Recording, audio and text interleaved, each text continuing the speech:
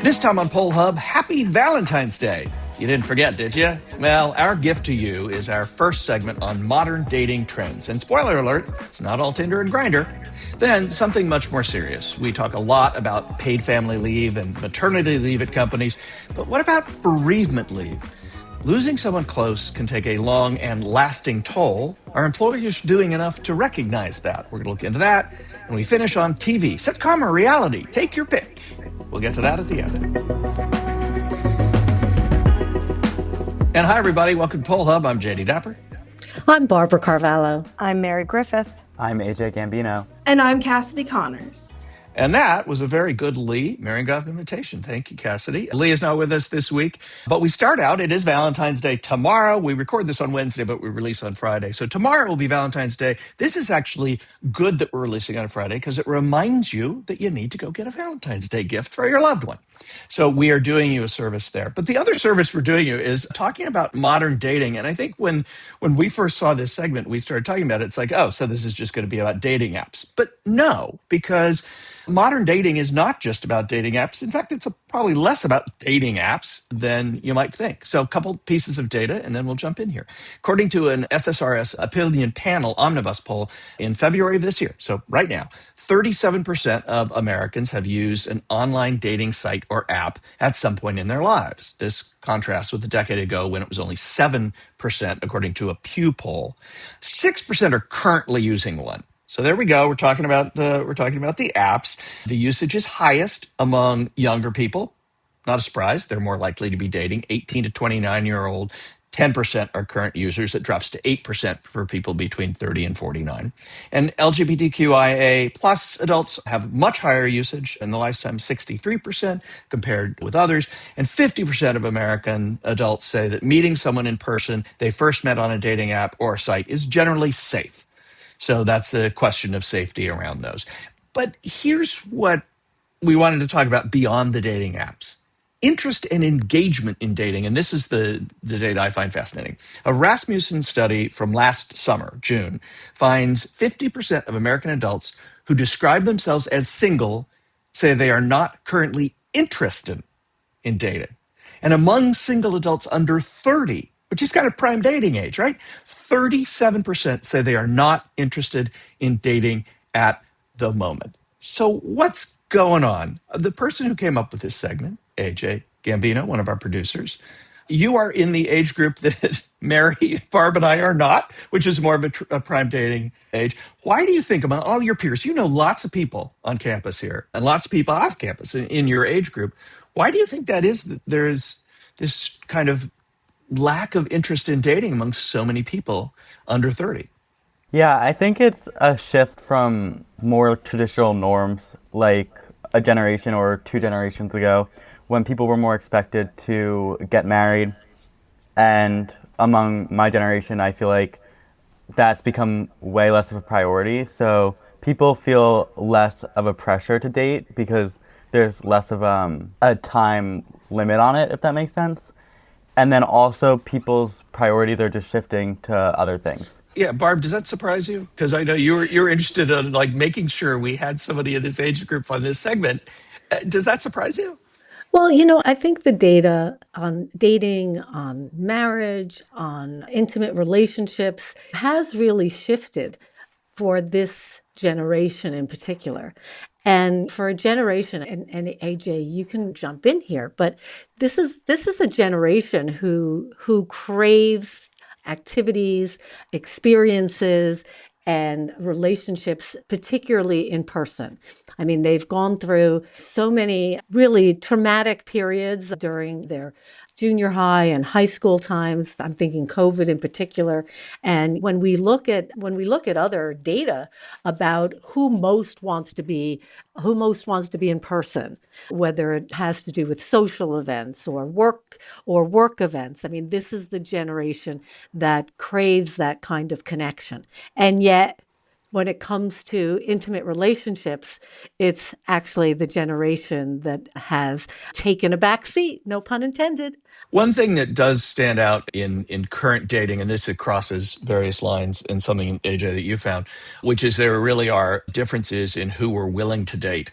now versus in the past. A March 2025 YouGov survey found that there are big ideological differences that work as deal breakers. So 44% said they would not at all be willing to date someone with opposing views on transgender rights. 43% say the same thing about Donald Trump. If you have opposing views on Donald Trump, 43% say, I am not dating you. 39% would not do this if they had differing views on the January 6th Capitol attack. So just like we're seeing in everything else, there's these big partisan differences and breakdowns across things that didn't used to be partisan. And here's an example of that. Before 1980, this is according to Gallup, who's been asking this question a long time, Republicans and Democrats were equally likely to marry. In 2024, Republicans are at 67%, Democrats are at 49%. So there's even a partisan difference on whether people are marrying or not. Mary, does that surprise you? We've been looking at partisan differences and everything for a long time. It's just yep, that's how it goes.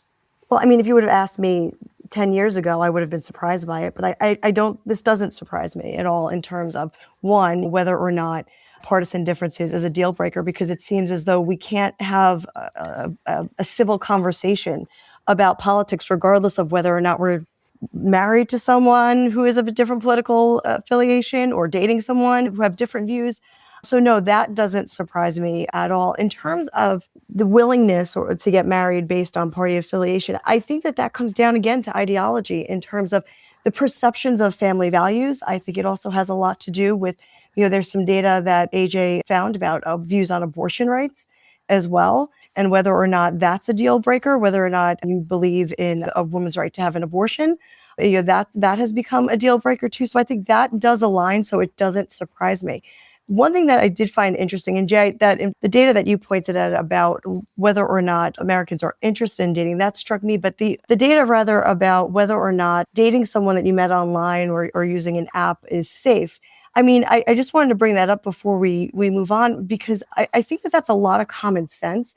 But I do have a question for AJ in that regard. I mean, so AJ, back in the day, when we didn't necessarily use dating apps or dating websites, there is this idea of when is it safe to even go on a date alone with somebody? You meet somebody at a bar and there's a question about whether or not it's safe. And there's that sort of gradual buildup, if you will, about when you're alone with someone. Do you think that for your generation and for your peers, because of the barriers that digital media breaks down, there's less of a concern about dating? Or do you think that this 42% of Americans who think it is safe is lower than you would have thought? I think that there's definitely, because of how normalized online dating is, there is like less of a concern for safety, especially when meeting people off an app. But there definitely still is a concern. I think it just varies from person to person and how comfortable they are with it. But I think that a lot of people will take like some measures to try and like ensure their safety when meeting with someone they met off an app. A lot of times, like, because of technology, like, you can track someone's location, and like that's a big help to people, I think, in feeling safe when they're going on a date. One thing I'm curious about, AJ, we talked earlier about the willingness or the desire to date.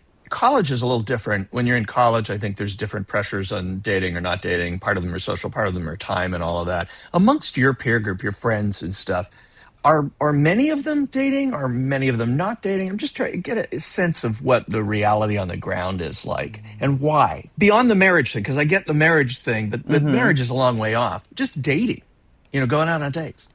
Yeah, I would say it's honestly split mostly between people who are in long-term relationships and then people who are not dating at all.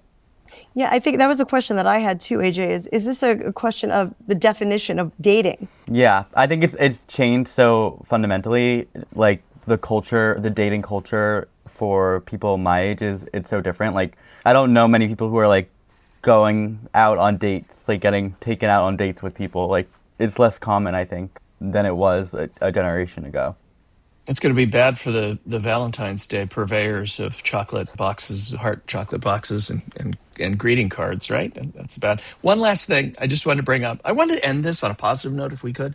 A poll from late last year looking ahead to 2026 from datingnews.com. So you take that as it is. 65% of singles report feeling hopeful about dating in the year ahead, which is this year. 51% say seeking a serious relationship is their top dating goal. But trust and honesty, 45% remain a key challenge for them. So, on a hopeful note, people are looking forward to a romantic 2026. I think that's a good thing, right? We're going to take a hard turn now and discuss the topic of bereavement leave. Polls and employer surveys show that there is no standard amount of time given to employees following the death of a loved one. However, the time that Americans or people in general need to deal with the loss of someone close to them does vary as well. So let's first turn to some data before we dig into this in depth. According to an Access Newswire Home Thrive survey from December of 2025, 25% of U.S. employees say that they receive no paid time off after the death of a loved one.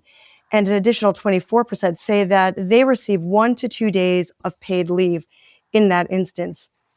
Now, when we take a look when we look at some additional numbers here, according to that survey, about half, 49%, say that they have to use additional personal time off or unpaid leave to cover the needed time off to grieve for someone close to them. And 65% say their employer provides no additional support beyond time off. Jay, I want to start with you. Did these numbers surprise you at all? No, I think we are behind a lot of Western European nations and even some industrialized Asian nations in terms of employee benefits. So we've had a conversation, I think, in this country for 20 years about family paid leave. And that's generally around maternity and childbirth and paternity leave. And I think we've come a long way in 20 years in adding that into at least the bigger companies, and especially in higher level white collar jobs, that kind of benefit. But bereavement leave, I have to say, when this segment came up, I was like, I actually don't know if we have bereavement leave here at Marist. I assume we do. I don't know. And I don't know that I had it in my other big corporate jobs. And I don't remember taking it. I've lost many family members, including my mother and my father and one of my partners.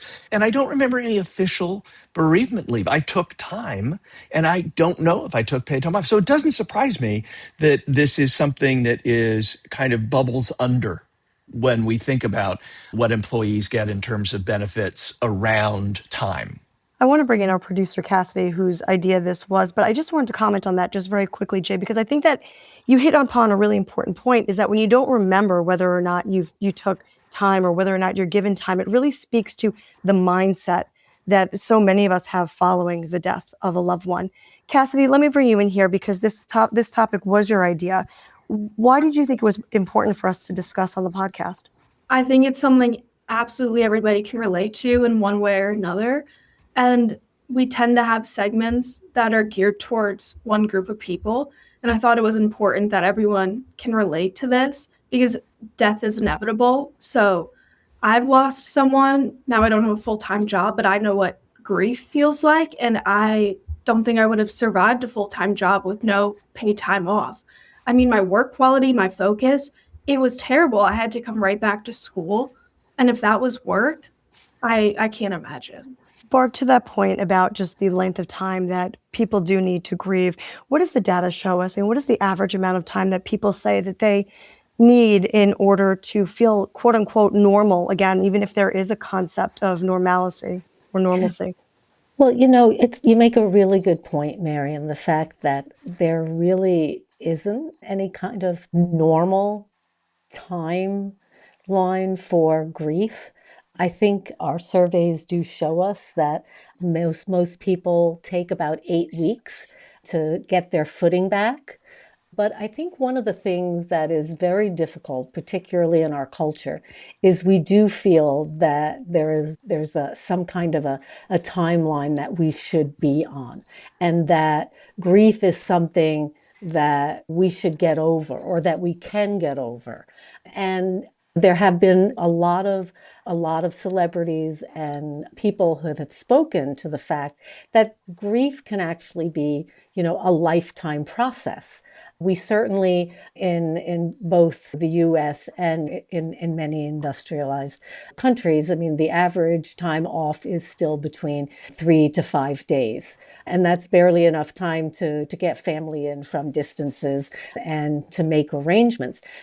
That really doesn't deal with the issue of how one processes grief. The American culture has never been good at that.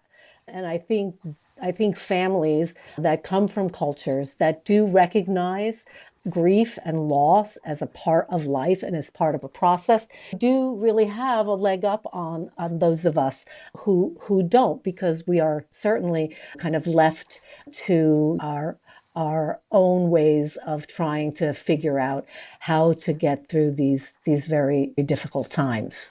Yeah, and you know, the post-COVID era, well, that's one thing that I've noticed is that people tend to be waiting a little bit longer to have services. I mean, in my faith, it was traditionally that you'd have a wake for 1 or 2 days immediately following a death, and then immediately following that was the funeral. But what I've seen more and more, and I don't exactly know what the reason is behind this, is that people are waiting a couple days before actually having services. And I wonder if that is part of the conversation as well, because there are misperceptions of grief. So if somebody can go to work, they feel that they can go to work before formal services, is that currently being seen as not grieving? And so that there is an expectation that they can go back to work immediately. I think about a friend of mine who lost her mother last spring, her father rather, last spring. And it was she had been the person who was closest to him, dealing with his daily needs. He was elderly, but then there were a lot of family dynamics that needed to be handled post services. And there's that dimension to it as well. So there's stress, there's grief itself. And so there's a lot that plays into this conversation. Now, I think the flip side to this as well is that from an employer's perspective is they do have a business to run. And so is there some type of, in the age of digital technology where we've all become very accustomed to Zooms and remote work, is there some kind of happy medium? Jay, do you have any thoughts on that idea from perhaps an employer's standpoint? Yeah, I mean, I think, look, adding benefits is always difficult, but in a competitive job market, which we are maybe in, maybe not in, this is a large generation that's getting into the workforce. There's lots of talk about AI and jobs and all that. At the end of the day, though, the boomers are retiring. There's a big hole to fill. And I think that employers are going to have to be more responsive to attract the kind of workers. And Gen Z, I mean, Cassidy, you guys are a pretty demanding workforce, and good on you for doing that. I do remember one thing, Barb, you mentioned that grief, you never know what the path is going to take. When I was at NBC and my father had passed, one of the guys came in and, gave us condolences. I'm sorry to hear about your loss. My dad died, and I just want to tell you one thing. You are not going to know when something hits you. Like, you think you're fine and you may be fine. And you don't know when it is, but it will happen. And you won't know where it comes from. And that happened repeatedly.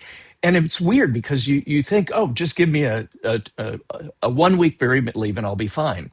Maybe you will, maybe you won't. Maybe you need to be back at work on the first day. Maybe you need a month off or a week off or something later on. So I think there's a lot of variation there. I am curious though, Cassie, you are, as I just referenced, going into the workforce as part of the biggest group of people going into the workforce since the boomers. What do you want from employers? I think right now it's a really scary time with having grandparents, and they're getting older, and it's going to happen soon. So I think it's really important early on to have an employer that appreciates that grief period and doesn't expect you to work through it. But I also think it should be a conversation about what you need, because some people, like you said, Jay, they might need to get their mind off it and go back to work. Maybe some people need remote work. I would love an employer that is open-minded and willing to help through that. Well, as we like to do, we prefer to end on a light note. And today is no different, even though Lee is not joining us. We do have to have a fun fact. And the fun fact today is a national sample of adults, of 1,000 adults. And the source just happens to be the Marist Institute for Public Opinion. Where's Done that? in October 2009. Oh my goodness, who is around to do that? But the question is, do you prefer to watch reality TV or sitcoms? And I don't know, I actually found the results quite surprising. A majority of Americans, at least in 2009, and perhaps reality TV was a little bit newer then, but 52% preferred to watch sitcoms and 29% said reality TV. Okay, so come on, guys. We've got different generations here. What is your favorite? Reality TV is weird because there's reality TV like competition reality, right? And I kind of like those. And there's reality TV shows where it's people yelling at each other and pretending to be reality and stuff, which are very popular. And I don't like those. But Not sitcoms, much reality there's not there. much reality. But then sitcoms, I think of like old fashioned sitcoms, like Happy Days or something like that. But those don't really. I mean, Abbott's on, that exists. But most of the comedy shows are more like Shrinking on Apple. They're kind of dramedy comedy kind of things, not like stage sitcoms. So I don't know how to answer that question. I like versions of both of those, but I don't know that I could pick one. That's a cop out, but that's my answer, teacher. Okay, how about you, AJ? I would actually choose reality TV. That's like my favorite type of television, and both the competition type and the yelling at people type. That's that's awesome. What do you find fascinating? I just like knowing that it's like real people. I think Okay. it raises the stakes of the story. Okay, cool. Good point. Good point. How about you, Mary? I would always err on the side of sitcoms. Remember, I grew up at the time of must-see TV, Thursday nights on NBC, so that's sort of where I fall. But I do enjoy reality TV, and I think part of it is because it's just, you don't have to think, and so much of it is ridiculous that it's entertaining in and of itself. And I agree with Jay. I love competition. Reality TV, although I don't watch it as much as I used to. I mean, there is Survivor and Big Brother and all those. And coming back to the idea of that sort of mindlessness, I was speaking with a friend of mine the other night, and she has a pretty heavy job. And she's just like, I come home and I watch X show because it's just so ridiculous and it just takes my mind off of everything at work. So how about you, Molly? Is it true that there aren't as many shows in the sitcom genre? And is this actually a false choice? Is there something else that you watch? Yeah, I think if the poll was recorded now, a lot of people would choose reality TV. I definitely think it's more popular during like this generation. I definitely watch reality TV. I know my friends do, and it's very popular on social media to like just talk about like what's happening on the show. Is there a sitcom that you watch? Even one? I don't think so. How about you, Cassidy? Is there a sitcom? I was trying to think of popular sitcoms right Well, now. Yeah, Abbott's the big one, but yeah, yeah. yeah, I yeah. am currently watching a sitcom. I'm watching Boy Meets World, but Is that back? no. Is that the original? I was going to say, if people choose sitcom nowadays, I would bet a lot of money they're rewatching past Gotcha. shows. Yeah. I don't think I've heard of any sitcoms currently being marketed, but overall, sitcom is a nice, relaxing show, but reality, it just grips you. You like The Bachelor, Love is Blind. Like, I love this stuff where you like they're real people, they're real emotions, real trauma, but it also hooks you in and you're like, who are they going to choose? That person's being crazy. So yeah, overall, Yep. sir, I'm currently watching Boy Meets World. Excellent choice. Does anybody know, are reality TV shows more or less expensive to produce than Less. sitcoms? Less. That's why Not partly why they surprising. took over as network television declined starting in the early 2000s. Reality became a less expensive way to fill time. So, yeah, And just one last thing, what are you watching it on? that's a good question. Mine is on Disney Plus, but a lot of reality TV. But on a TV or on your iPad, your phone, or computer? I personally have a TV in my dorm room. If I did not, I would be using my phone most likely. Okay. How about AJ, Molly? Yeah, I use a television because me and my friends always watch usually together, but we usually watch it on like Peacock is a big one. Okay. Things that would be completely foreign to us in 2009 and even maybe now as well. So thanks, everybody. This is a very interesting podcast, and thank for your insights and topics today. And hope everyone enjoyed as well. See you next time. That'll do it for Poll Hub this week. Poll Hub is produced by the Merit Poll at Marist University in Poughkeepsie, New York. Mary Griffith is our executive producer. Casey Schaff is our production supervisor. The Poll Hub team includes AJ Gambino, Tommy Rogers, Cassie Connors, Sylvia Weiser, and Molly Goodger. If you enjoy Poll Hub, consider telling a friend about us. If you'd like to learn more about polling and survey science, check out the Marist Poll Academy, our free online learning portal accessible from our website. Remember, you can always tell your smart speaker to play Poll Hub, and with any luck, it'll cooperate. Finally, wherever you listen to Poll Hub, there is a subscribe button. Click it, and the latest episode will be ready for you in your podcasting app as soon as it's released. We'll see you next time.